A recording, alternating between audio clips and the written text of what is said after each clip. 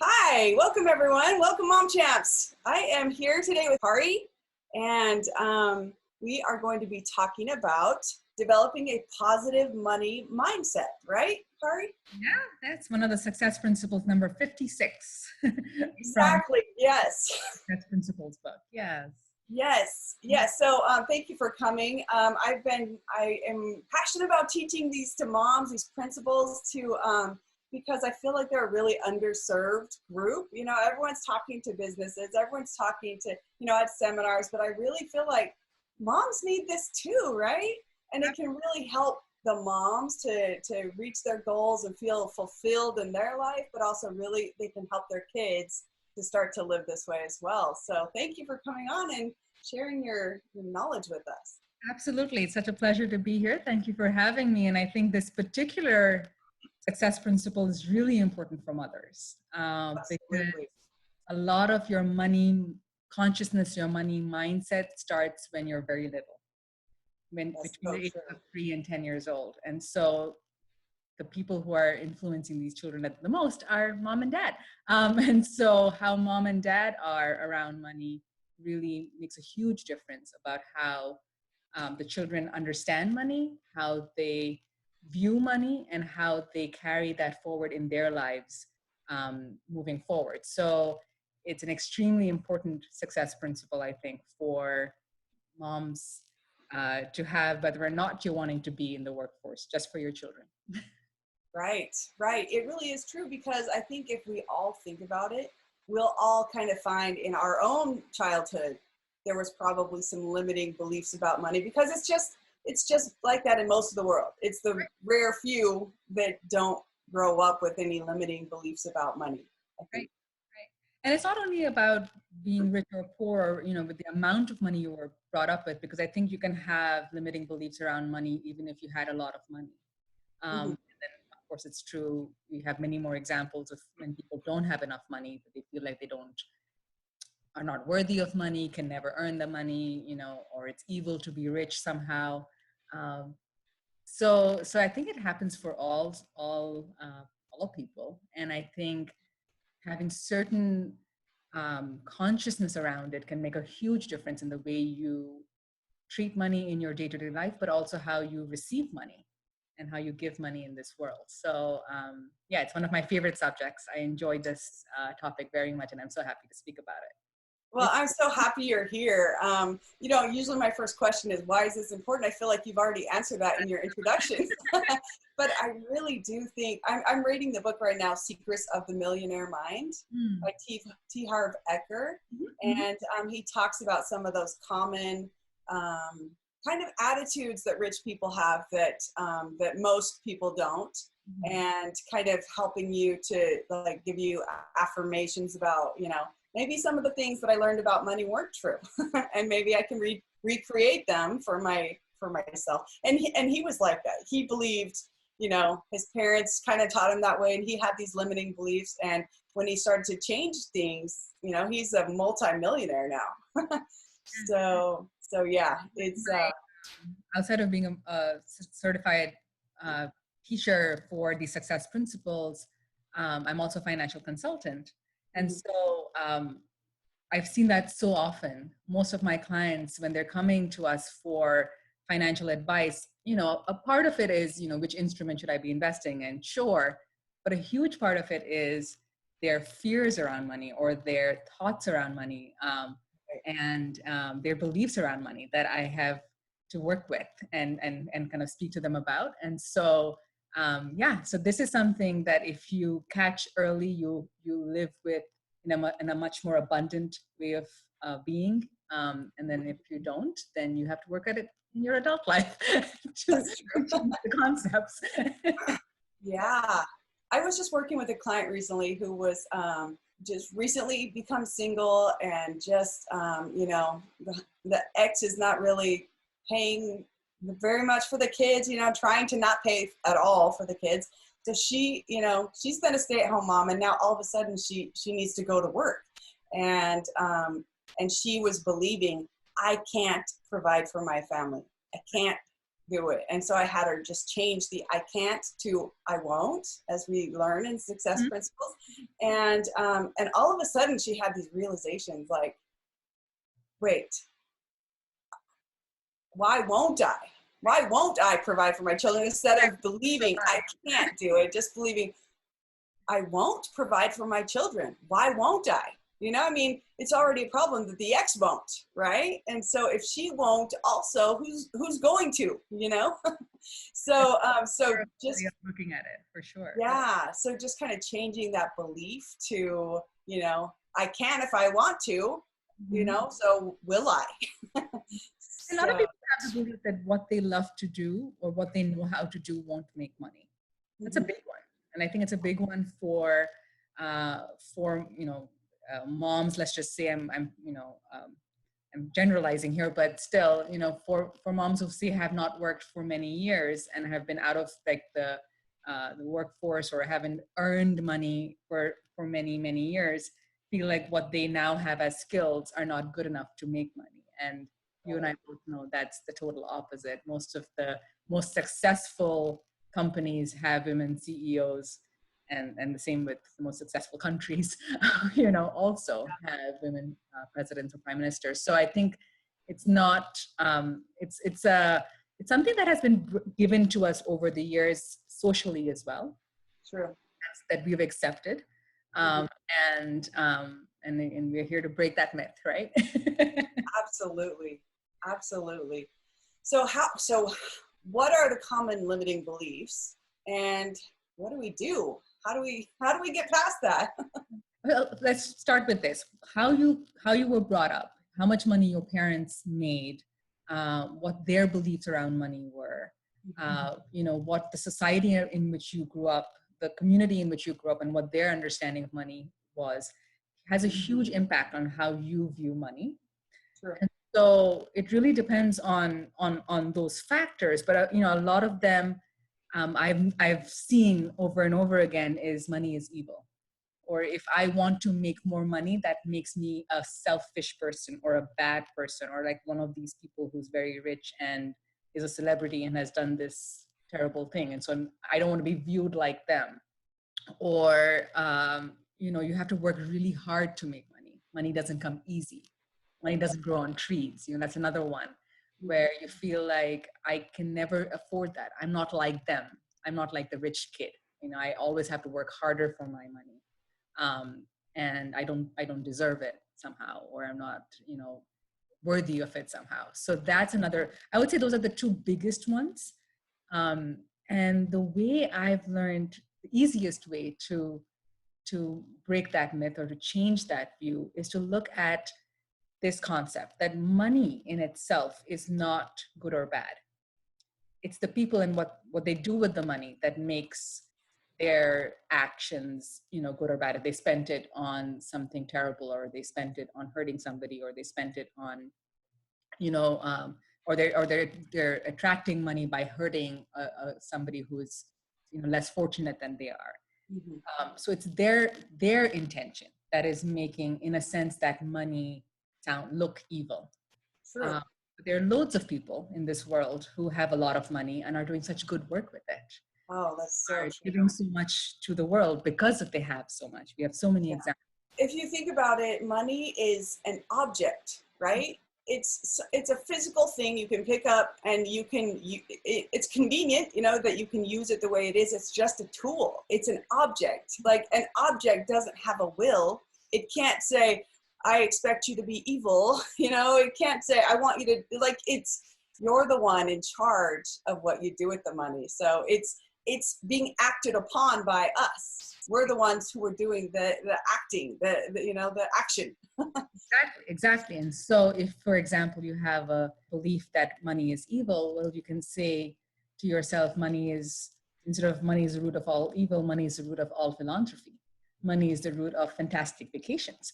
Money is the root of giving my children the. That's free living. Yeah, exactly. And so what you will do with your money, that who you are. And so what you will do with your money will bring a lot of good. And so if you allow yourself to see that, then you welcome money in your life. You receive money well in your life, because you're going to, again, it's going to you're going to spend it on things that will give other people blessings and Yeah. happiness. And so, Yeah. so it's Happy Money. It's a great book to read, by the way, called Happy Money by Ken Honda. Highly recommended. But yeah, it's creating good energy, and the good energy that you put in money will bring more of that good energy in your life. And the more you give that, the more you receive that. So that's a big one. Yeah. Well, you know, I'm a Christian. I know you're from India. I don't know if you're a Christian or not, but in the Bible there's a teaching about this, that if you want money, you know, you can get more, and it's to help others. Right. It's like, as long as your purpose is to help others, Yeah. you'll be blessed with it, kind of. Yeah, I think I'm not a Christian, but I do have a beautiful teaching from St. Francis de Assisi, who said, it's in the giving that you receive. Mm-hmm. And it has, for me, what it tells me is exactly what we've been talking about, is when you give freely, when you give abundantly, think about the space you're coming from. You can only give when you feel abundant. Mm-hmm.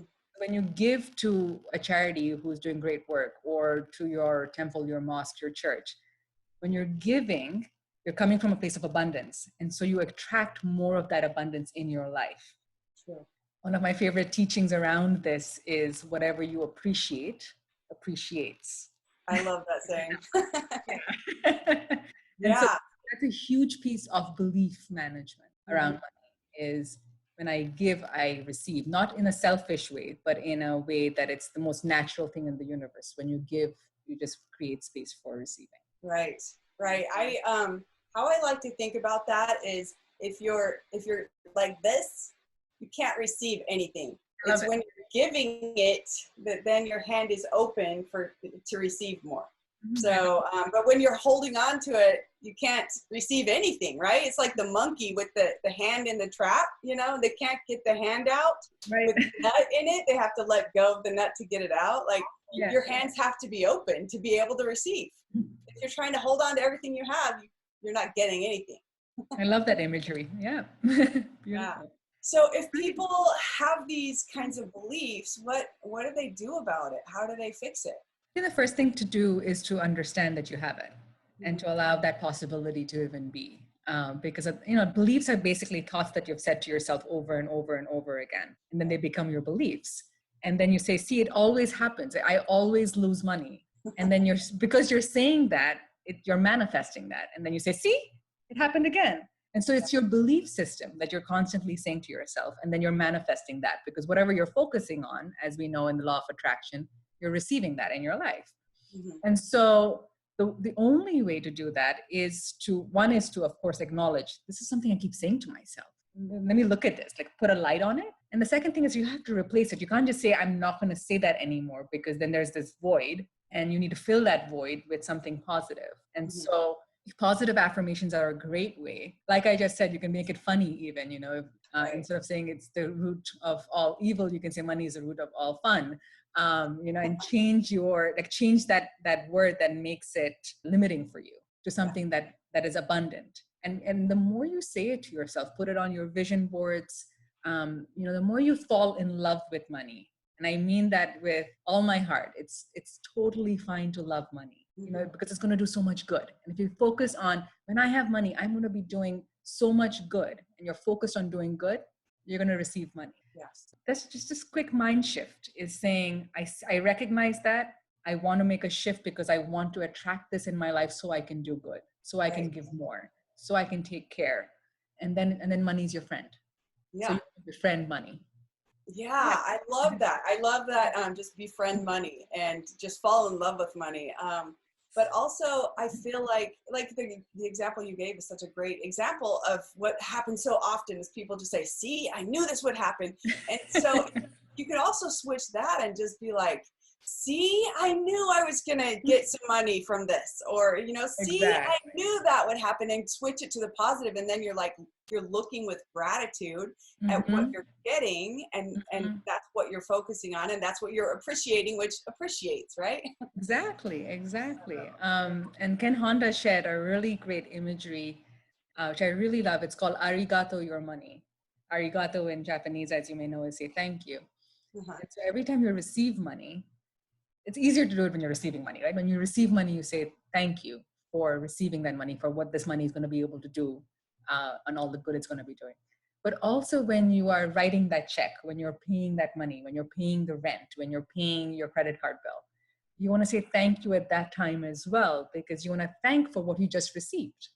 You know, Yes. I had this beautiful home to live in. Thank you. I'm happy to be paying the mortgage or the rent. Yes. I have, this delicious meal to eat. I'm happy to be paying for it at the grocery store. All of the Right. food I just bought with the credit card, whatever it may be. And every time you're grateful for what you've just received, when you write the money, when you write out the check or you pay the money, again, it does the same thing. It's that cycle of giving and receiving, and attracting more of that to come into your life. Yes. Contrary to that, if you're upset when you're writing your checks, or when you're like upset that you have to pay this money, you're sending out that negative energy. In a way, like when people say, I hate that I had to write such a huge check to the government for taxes. Right. What are you really saying? You want to pay less taxes, which means you're going to earn less money. Right. Is that what you really want? You know what I mean? Exactly. So it's like, Exactly. what are you really asking for? So awesome, I'm writing this big fat check to the government, which means I made a lot more money than that. you know That's true. Yeah. um, so it's just, again, Well, it's not and thank a lot of goodness. work, it's just a mindset. Yeah. Yeah. And you can also be grateful that, I mean, you have to pay this money for your mortgage, for your taxes, for, for all the things that you have to pay for. Mhm. Thank you that I have the money to pay. Otherwise, Yes. you're worried, you're stressed, Yeah. like Yeah. life is harder when you don't have the money to pay what's required for you. Yeah. Yeah, absolutely. That's the primary one, right? To be grateful to have enough to give, and to afford everything in your life. So that's great. Yeah. Yeah. Awesome. Do you have any affirmations that you use for money? Yeah. My favorite one is I love money. It's Mm-hmm. on my vision board. For me, that was important because I didn't grow up with it being okay to love money. And so Yeah. it's an important one for me to keep listening to for myself. Like, and the imagery I have is, everything on my vision board is going to be, I mean, a lot of those things are not money based. They're also emotion based, and all of, relationship based and all of that. But it affords for me to have this vision of my life. And Right. so I love money. That's a big one. Yeah. Well, it just reminds me again of money is an object. It's a Uh-huh. thing that you pick Mhm. up and move around and do things with. Mhm. It's like a ball is an object. And it Right. would be really silly to think about saying about a ball, that ball is the root of all evil. There's Right. not enough balls in the world for everyone. There, Right. like these kinds of scarcity mindset things that people say Right. about money, which is just an object that you take action with, right? So you would Absolutely. never say that about a ball. It's kind of silly to think about Right. that, Right. and because the ball just does whatever you tell it to do, just like money. Exactly. I'm loving that you had this revelation. Yeah, because I mean, imagine saying that to a ball. This ball is the root of all evil. Like, no, it's what you do with the ball. Exactly. If you use it to hurt somebody, then you have chosen to hurt somebody. It wasn't the Right. ball's fault. Right. Right. And then another thing that you just alluded to, there's not enough balls in this world. The same thing, there's money comes to me, money flows to me, there's enough money, there's abundance in my life. um, every day I'm making more money. All of these are great. And also just having imageries of it, like receiving that check, um, you know, um, receiving that gift, receiving like this imagery of receiving, which I love what you just shared. I'm trying to show my hands. When you receive, you're also you're open-handed giving, which I love. So Thank you. thank you for that. I love that imagery. Thank you. Thank you. It reminds me of, have you seen that video of Jim Carrey, who he wrote a check for $10 million, and he would go, to a place and envision that he had just received a check for $10 million for services rendered as a movie star. Uh-huh. And and he put a date on the check. So I will Mhm. receive this check by, Thanksgiving of, Mhm. Mhm. whatever year it was. And he received That it. He got happened. his first movie Yeah. contract, and Yeah. he just went and visualized it every day that he had already Mhm. received that check. He'd pull it out and look at it and just be so grateful that he already received this check. And Yeah. he totally nailed it. He totally crushed He that goal. manifested it. Yeah. Yeah. Yes. Yeah. Yeah. So That's a I great love one. that story. I hadn't heard it, but I love it. I totally resonate with it for sure. Yeah. Yeah. Yeah, you should look at the video. It's I will. Yeah. just Google it. It's a pretty common thing. I've seen it several times, so I'm sure you'll find Awesome. it. Yeah. Yeah. Yeah. So, I will. Thank you. but yeah, any final tips or strategies you want to share before we close out? I think the main one is good attracts good. And this is not only true for money, but it's true for your intentions. So if you're putting out good, then you're going to be receiving good. And so I think if you have that imagery with children as well, like for example, I'll share this with you. So I have a 14-year-old and a 16-year-old. And so when they have their allowances, they're told, well, if it's $100 allowance, I'm going to give you 90 because 10 is for God. 10 is for tithing. 10 is for giving back to the source. And just inculcating in that from the very beginning, that this is something that you do out of gratitude and out of owing to what's given you everything by giving first to your God, your source, whatever it may be, is a great way of inculcating in them doing good. And this then stays with them for the rest of their lives. So what are things that you could be saying to your children now about money that will give them a positive effect for the rest of their lives? And catching yourself when you see yourself saying certain things that you grew up with, and working on yourself, of course, is so important, but also sharing with them verbally the opposite or the positive is a huge one. It's something that I have become much more conscious to do around my children. And I love it when they are sharing with their friends when I can't listen, or when they think I can't listen, and they're saying exactly that to their friend. They're sharing that positive way of thinking. So that's the best gift you can give your children, is a positive money consciousness. Yeah, I think that's so important. I mean, I tell my son things like, you're a cool guy, you're creative, you do cool things, and everyone's friends with you. I kind of build him up like this. So these are the beliefs he has. Everywhere you go, people are just friends with you. And it's so important to do that with money too. Like, you can be rich if you want. You can, you can be a millionaire or billionaire if you want to. You just need to decide and then work on it. So yeah, And I it think it's comes really easily. It comes easily. That it's not this hard, unachievable thing. right. Yeah. Absolutely. Yeah. And I was sharing this with my client recently, and I kind of walked her backwards. If you want to make, this much per month, you just need to do this, and it will earn that much. And then you do this and it will earn that much. And there you are at your goal. So you just can kind of it's not as hard as you think sometimes. Yeah. Right. She was really surprised at how easy that sounded. So it's a lot of people have fear around money, so they don't approach it. They don't talk about it. They don't want to even think about it.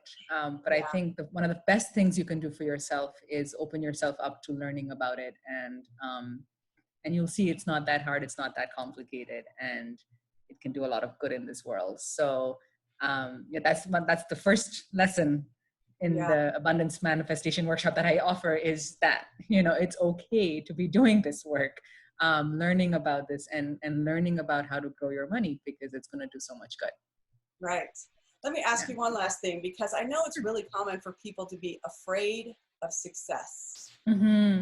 What would you say to somebody who's afraid of success, which they may not realize it? It may look like they're afraid of failure, but they're actually afraid they might succeed. What would you say to somebody who has that mindset? I think you have to look at what's behind that. There could be loads of things behind that. Who was that successful person in your youth that did something perhaps that made you feel like you don't want to be like them, or it was not okay to be like them, or perhaps something your parents taught you about successful people, and you decided, I don't want to be like that person, and so therefore you decided, I don't want to be successful. Because It makes you, it means that you don't spend time with your family. It means that material things are more important to you than relationships. It could be for very good reasons that you created that belief early on in your life.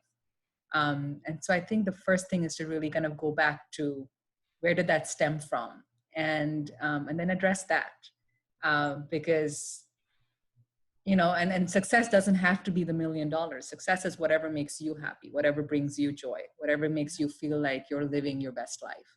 It doesn't have to be a certain number to be called successful. Successful is when you're living the life you want to live. So yeah, I think that's the biggest one, is go to the root of it. Yeah, very wise. See if that's something that you want to hold on to or not. Exactly. I love that, because you can choose what you hold on to. So yeah, and ask if, is that supporting my dream? Is that an empowering thought to have? Yeah, because many people don't want to necessarily be millionaires. They want to sit in a cabin and write poetry and all. Like, that's fantastic. If that's what you've decided is what you want to do. There's that story. I'm going to paraphrase it, of the story of the fisherman who has this haul every morning at 10 o'clock. He's done, and he gets all his fish and he sells it, and then for the rest of the day he does siesta and he relaxes and does nothing and spends time with his family. And this businessman comes to him and says, oh, but you should buy another ship, and then you should go for another round, and then you would make more money, and then you could invest that in this. And he goes, and then what? And then what? And then he said, and then you would have all of this time to spend with your family and doing nothing, and relax. And he goes, but I'm doing that now. Exactly. Yeah. So it's like, success it's really your decision of what success is. And so you choose what that is, like you said, and then it's not bad. Then it's just what it is for you. Yeah. So powerful. Thank you for coming on. This has been really great to You're so great. hear all your wisdom, and I really appreciate everything that you said. So likewise, it's been such a great time hanging out with you and sharing our understanding.